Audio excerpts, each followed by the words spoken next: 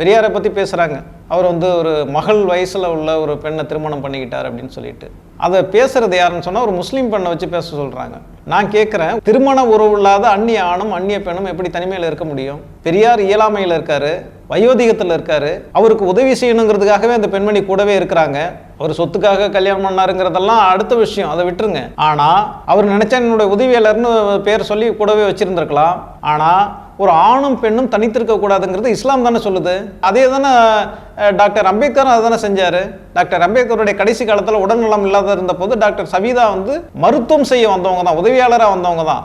ஒரு ஆணும் பெண்ணும் தனிமையில் தனித்தே இருக்கக்கூடாது. அவங்க வந்து எவ்வளோ வயோதிகர்களாக இருந்தாலும் உடல் பலவீனமானவர்களாக இருந்தாலும் ஆணும் பெண்ணும் வந்து திருமண உறவு இல்லாமல் அல்லது ரத்த உறவு இல்லாமல் தனிமையில் இருக்கக்கூடாதுங்கிறது இந்த கொள்கை இஸ்லாம் தானே சொல்லுது. அதில் என்ன தவறு இருக்குது? அவங்க 30 வயசு ஒன்றும் அறியாத பருவம் கிடையாது.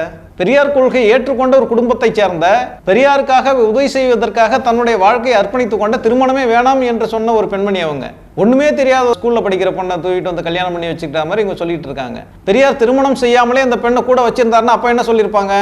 பெரியார் வந்து உபச்சாரம் பண்ணிட்டு இருந்தாருன்னு சொல்லியிருப்பாங்க. அவர் சட்டப்படி திருமணம் செஞ்சது, சட்டப்படியும் சமூகத்தினுடைய முறைப்படியும் அவர் திருமணம் செஞ்சுக்கிட்டார். திருமணமே கூடாது அப்படின்னு சொல்லி பிரச்சாரம் பண்ணவர் திருமணம் செய்து கொண்டார்.